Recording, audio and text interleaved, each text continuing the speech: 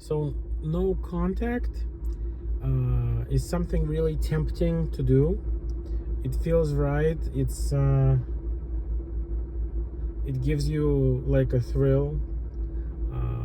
It is a form of conflict, but it also resolves conflict, but not in a way that both people like.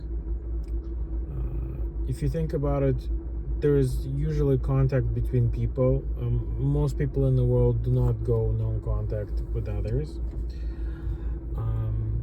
And people wonder why it's bad. They say, well, it serves their needs, and their, let's say, their parents or relatives or family members of some sort whom they want to go no contact with. They say it's they abused them or mistreated them, or maybe there's enmeshment, or there's some sort of problem and harm that can't be resolved. The other person is unwilling to resolve, not changing their behavior, or maybe they're a narcissist or a psychopath or whatever, some sort of personality problem or disorder even. So why no contact is bad? I'll tell you why it's bad. Yes, it serves your needs, but it doesn't serve all of your needs. It serves some of your needs, okay? So maybe it reduces stress, it reduces stimulation, it saves time, it avoids conflict, and isolates you like a wall against abuse or interruption, or someone who's being intrusive or distracting or enmeshing or controlling or playing mind games, confusing, causing some sort of distress. It meets your need for peace and your need to not be abused. So it creates a need for safety. It meets your need for safety. But it is not a good home economics practice. So traditional home economics, it is an actual science studied in college. You could get a master's degree in home economics back in 1930s and 1950s, and even 1970s and later on. So home economics is about the best way that the family can function and should function, and the best way people can go about meeting their own needs and the needs of other family members. So no contact is actually, this is what no contact depends on. I'll tell you what determines if no contact is good.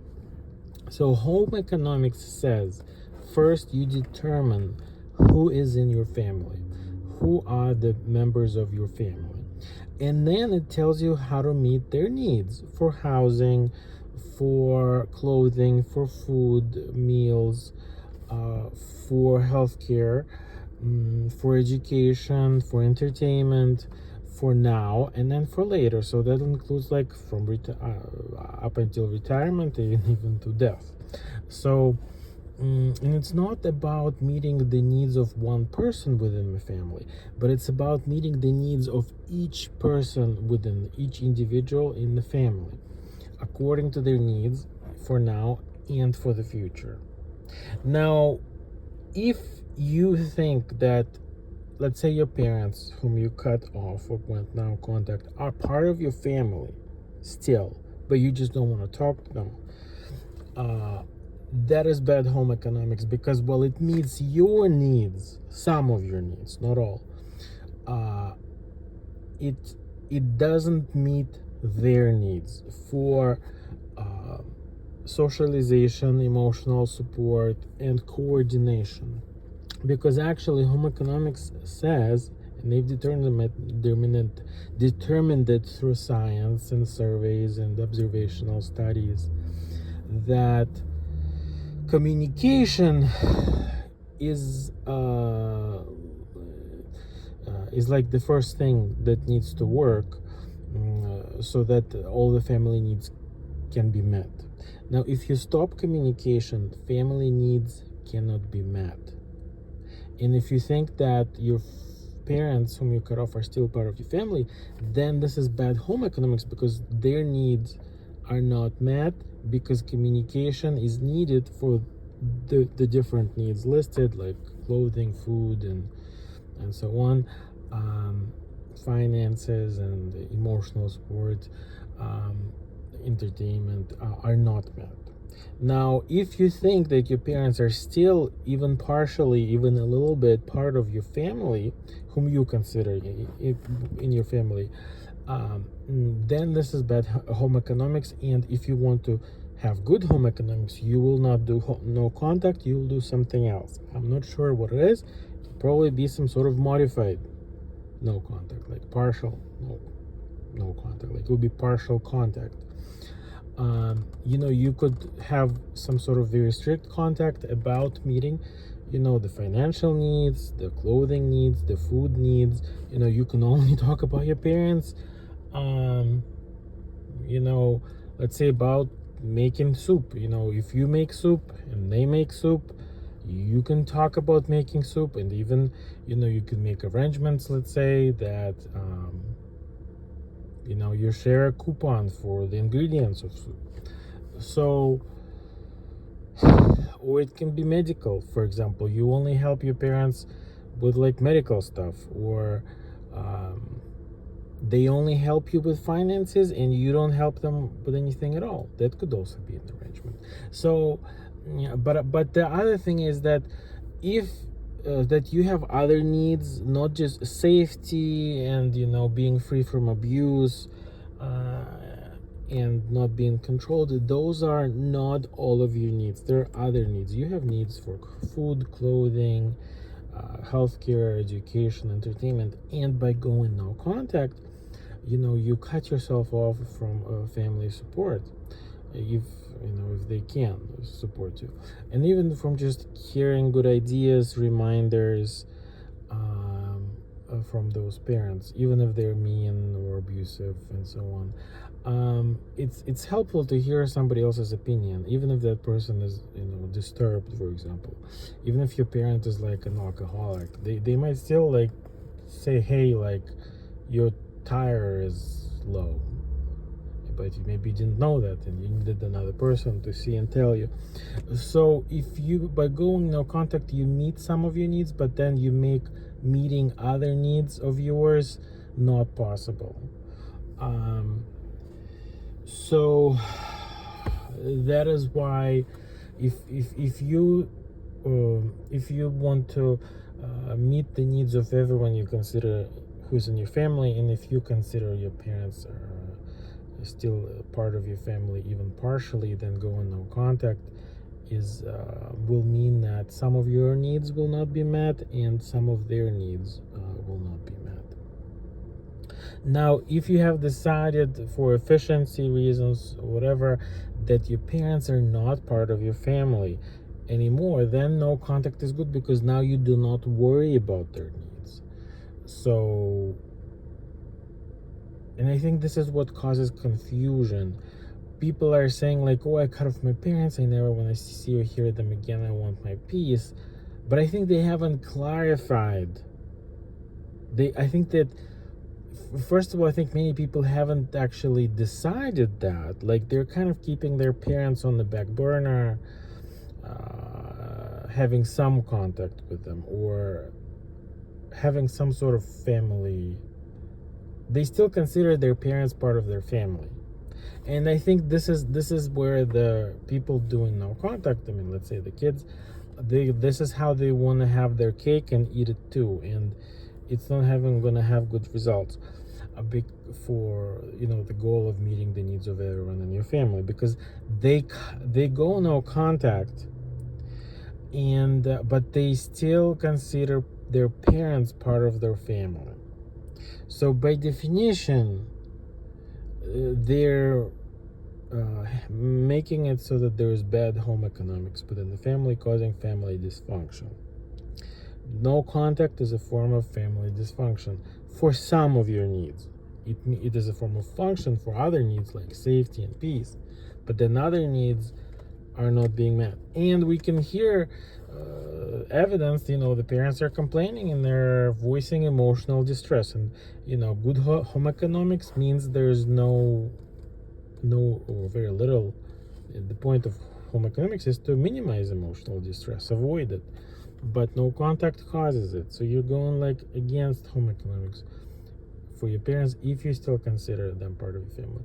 And I think people are going no contact, but they're still considering their parents part of their family. They have grievances, they're mad.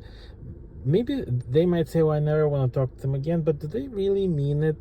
And if they meant it, like there are people on Reddit and on the forum saying, oh, I haven't talked to my parents in 30 years and they died and I didn't go to the funeral and I'm proud. Well, if your parents are not part of your family, why are they still on your mind? Why are you writing about them? So I think mentally people haven't excluded their parents from their family. They just went no contact for these like short-sighted reasons.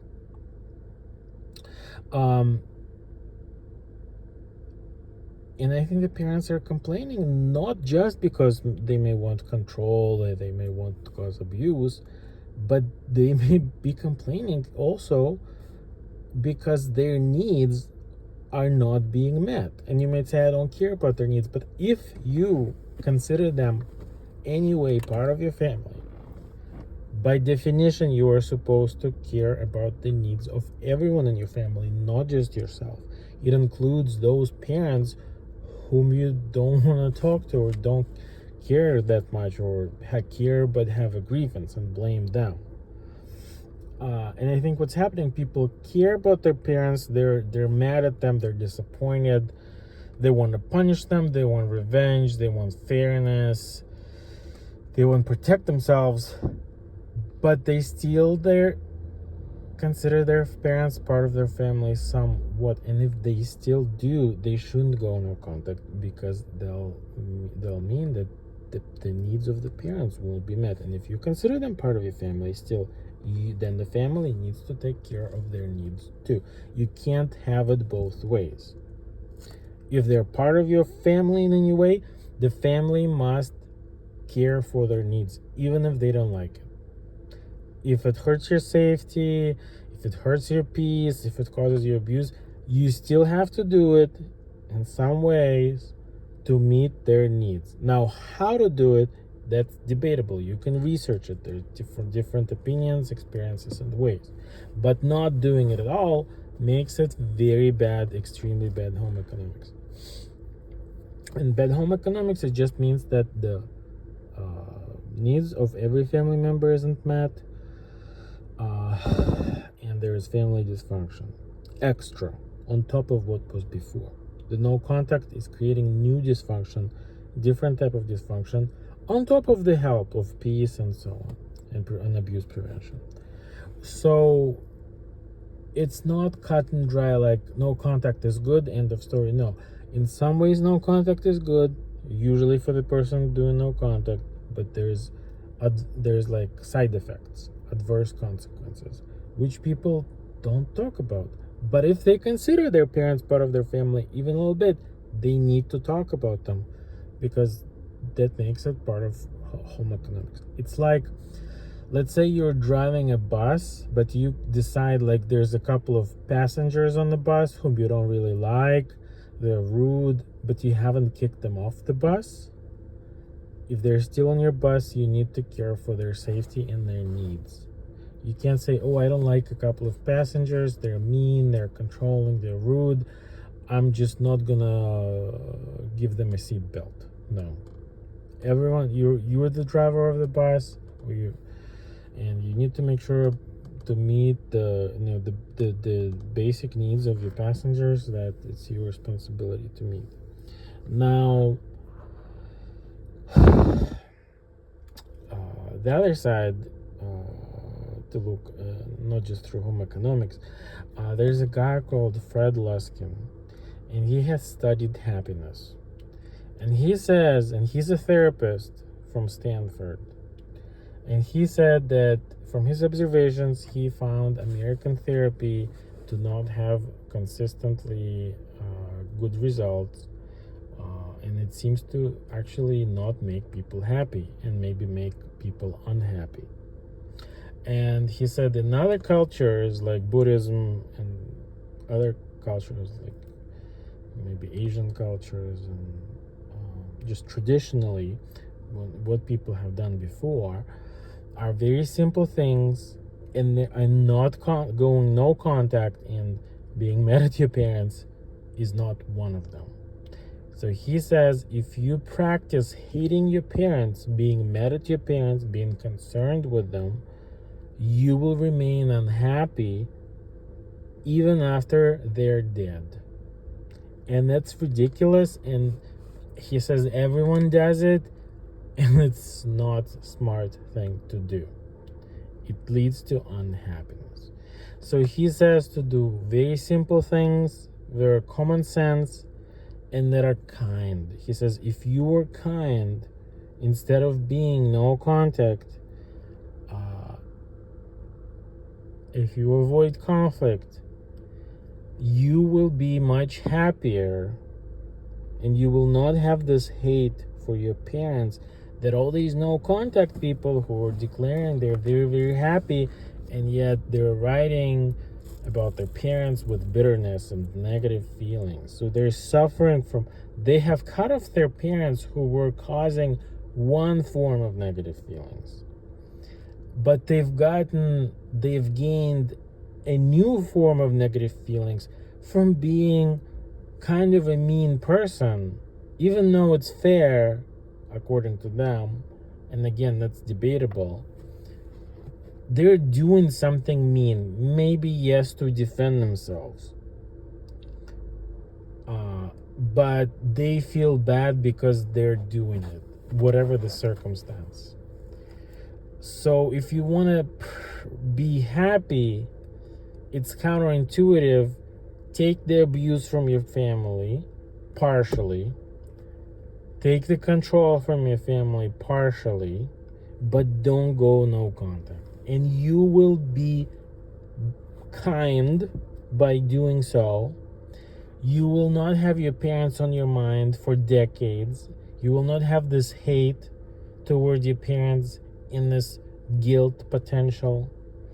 You will not be confused. You will have a very clear, time-tested, proven way to be happy. You'll say, yes, I had abusive, annoying parents, but I was good to them and kind, and I feel good about myself.